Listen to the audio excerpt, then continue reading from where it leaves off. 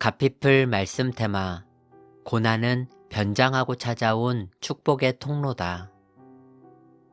느부갓네살 왕은 엄청난 규모의 금신상을 만들어 놓고 사람들에게 강제로 절하도록 명령을 내렸다. 그리고 이 문제로 다니엘의 세 친구인 사드락과 메삭과 아벳느고가 고발을 당한다. 다니엘 3장 12절. 하나님을 섬기는 이들이 느부갓네살 왕의 금신상에 절하지 않은 까닭이다. 이것이 왕의 분노를 자아냈고 결국 잡혀서 맹렬히 타는 풀무불에 던져지고 말았다. 군대 중 용사 몇 사람에게 명령하여 사드락과 메삭과 아벳느고를 결박하여 극렬히 타는 풀무불 가운데에 던지라 하니라. 그러자 그 사람들을 겉옷과 속옷과 모자와 다른 옷을 입은 채 결박하여 맹렬히 타는 풀무불 가운데에 던졌더라. 다니엘 3장 20절에서 21절. 이 부분을 묵상하는데 특히 맹렬히 타는 풀무불 가운데에 던졌더라 라는 구절에 정말 중요한 영적 원리와 포인트가 담겨 있다는 것을 깨달았다. 본문을 통해 깨달은 신앙생활을 하는 우리가 경험해야 할 변화는 무엇일까? 우리가 만들어 놓은 고정관념을 깨뜨려야 한다. 고정관념의 사전적 의미는 사람들의 행동을 결정하는 잘 변하지 않는 굳은 생각 또는 지나치게 당연한 것처럼 알려진 생각인데 신앙생활하는 우리에게도 신앙적인 고정관념들이 많다. 요한복음 11장의 마르다의 이야기를 예로 들어보자. 마르다의 오빠가 병으로 시름시름 앓다가 죽었다.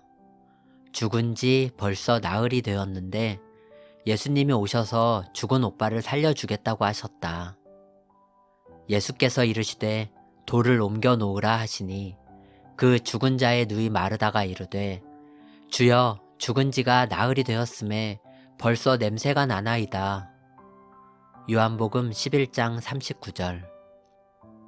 여기에서 마르다가 가진 고정관념, 즉 마르다가 가지고 있던 지나치게 당연한 것처럼 알려진 생각이 무엇인가? 그것은 우리 오빠가 죽기 전에 예수님이 오셔서 오빠의 병을 고쳐주셔야 한다. 죽으면 끝이다 라는 것이었다. 이것이 고정관념에 따라 설정된 데드라인이었다. 그런데 그런 일이 일어나지 않고 오빠가 죽어버렸다. 이 고정관념이 너무 크다 보니 주는 그리스도시오 라고 고백했음에도 불구하고 예수님이 죽은 오빠를 살려주시겠다고 하셨을 때 소용없는 일 하지 마세요. 우리 오빠가 죽은 지 벌써 나흘이나 되었습니다 라고 했다. 이것이 마르다가 가진 고정관념이었다. 다니엘서 3장의 본문을 보는 시선도 마찬가지다. 대부분의 사람들이 가지고 있던 고정관념과 그 결과로 그들이 정해놓은 데드라인이 무엇이었는가? 사드락과 메삭과 아벳느고가 풀무불에 던져질 위기에는 처할지언정 던져지기 직전 마지막 순간에는 그들이 기적적으로 건져지는 것이다. 그래야 그들이 살 수 있을 것이기 때문이다. 그런데 본문은 그 선을 넘어버렸다. 그 세 사람은 평소보다 7배나 더 뜨거운 풀무불에 던져지고 말았다. 인간적인 생각으로는 절대 더 이상 희망 없음의 상태 아닌가? 그런데 본문이 전하는 메시지는 무엇인가? 그런 인간적인 고정관념, 즉 인간의 개념으로 정해놓은 데드라인이 항상 옳은 것은 아니라는 것이다. 때로는 인간적인 최악의 절망의 지점, 그 마지막 데드라인인 맹렬히 타는 풀무불 가운데 떨어지는 그 상황에서부터 하나님의 일하심이 시작될 때가 있다는 것이다. 혹시 본문을 오해해서 문제가 생길 때마다 하나님이 이런 방식으로 일하실 것이라고 생각하는 사람은 없기 바란다. 하나님께서 본문을 우리에게 주신 것은 우리에게 문제가 생길 때 이런 방식으로 일하시겠다는 기능적인 면을 보여주시기 위함이 아니다. 본문의 초점은 예수님 잘 믿으면 풀무불에 들어가도 죽지 않는다는 식의 기능적인 면에 있는 것이 아니라 삶의 원리를 깨우쳐 주시기 위함에 있다. 본문에서 발견되는 삶의 원리는 세 가지로 정리할 수 있다. 첫째, 우리가 바벨론 같은 악한 세상에서 믿음을 지키며 살다 보면 다니엘의 새 친구가 빠졌던 것 같은 좌절과 고난을 경험할 때가 있는데, 그때 하나님의 함께하심이라는 방식으로 그 문제를 풀어야 한다는 것이다. 둘째, 그렇게 하나님과 함께할 때 우리의 한계 때문에 생겨버린 고정관념, 즉 이제 다 끝났다, 완전한 절망이다, 오빠는 벌써 죽었다 같은 생각들이 잘못된 것임을 깨달아야 한다는 것이다. 하나님과 함께할 때 데드라인의 개념이 완전히 달라질 수 있다. 그렇기에 인간적인 생각으로 한계를 긋는 것이 잘못된 것임을 알아야 한다. 셋째, 믿음을 지키다가 경험하는 고난은 오히려 변장하고 찾아온 축복의 통로가 될 수 있음을 알아야 한다는 것이다. 이 메시지가 가장 중요하다. 다니엘서를 더 읽다 보면 7배나 더 뜨거운 풀무불에 떨어졌던 사드락과 메삭과 아벳느고가 이 고난으로 인해 오히려 느부갓네살 왕의 인정을 받으며 더 높은 자리로 올라가는 것을 볼 수 있다. 요셉의 경우도 마찬가지 아닌가? 창세기 39장을 보면 성경이 요셉을 묘사할 때 반복해서 사용하는 표현이 하나 나오는데 형통이란 단어이다. 여호와께서 요셉과 함께 하심으로 그가 형통한 자가 되어 그의 주인 애굽 사람의 집에 있으니. 창세기 39장 2절.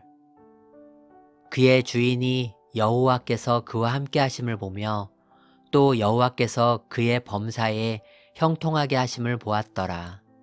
창세기 39장 3절.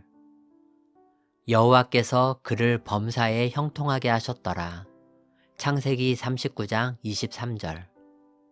흔히 요셉 하면 꿈이나 꿈의 사람 이미지를 떠올리는데 성경이 직접 묘사하는 요셉에 대한 이미지는 사실 꿈이라기보다 형통이다. 그런데 여기서 흥미로운 것 한 가지를 발견할 수 있다. 성경이 요셉을 계속해서 형통한 자로 묘사하는데 그 앞에 전제 하나를 꼭 붙여 놓았다는 것이다. 어떤 전제인가? 여호와께서 요셉과 함께 하심으로. 창세기 39장 2절. 그의 주인이 여호와께서 그와 함께 하심을 보며. 창세기 39장 3절. 간수장은 그의 손에 맡긴 것을 무엇이든지 살펴보지 아니하였으니 이는 여호와께서 요셉과 함께 하심이라. 창세기 39장 23절. 이 전제 다음에 여호와께서 그를 범사에 형통하게 하셨더라가 이어진다. 여기서 우리가 깨달아야 할 것은 무엇인가? 우리가 생각하는 형통과 하나님이 생각하는 형통에 차이가 있다는 것이다. 우리 기준으로는 형통이 무엇인가? 실패 안 하는 것, 좋은 대학에 들어가는 것, 재수, 삼수 안 하는 것, 좋은 회사에 취직하는 것, 좋은 사람 만나서 결혼하는 것 등 우리가 생각하는 형통은 이런 것들이다. 그러니 우리 기준에서 형통한 사람은 남도 아닌 형제들에 의해 외국에 노예로 팔려가는 일 같은 것은 있어서는 안 된다. 더욱이 성추행범으로 몰려 억울한 누명을 쓰고 감옥에 가는 일은 상상도 할 수 없는 일이다. 하지만 하나님이 생각하시는 형통은 이런 것이 아니다. 하나님의 기준으로는 요셉이 억울한 누명을 당하지 않기 때문에 형통한 것이 아니라 억울한 누명을 당하는 그 지점에서 하나님과 함께 하심을 경험한다면 그것이 형통이라는 것이다. 하나님이 우리를 지명하여 부르셔서 우리가 하나님의 것이 되었기 때문에 위험한 불 근처에도 가지 않게 해주시고 홍수 같은 위험도 다 막아주신다는 게 아니다. 우리가 위험한 물 가운데로 지날 때, 불 가운데로 지날 때도 내가 너와 함께 할 것이다 라고 말씀하신다. 하나님께서는 이런 주님의 임재가 형통이라고 하시는 것이다. 다니엘서를 통해 우리가 가지고 있는 고정관념과 선입견이 깨어지므로 바벨론 같은 세상에서도 그 어디나 하늘나라를 누리며 살기를 바란다. 정말 우리 삶의 고백이 되기를 바란다. 이찬수의 세상에서 믿는 자로 산다는 것 중에서 가피플 말씀 테마 고난은 변장하고 찾아온 축복의 통로다.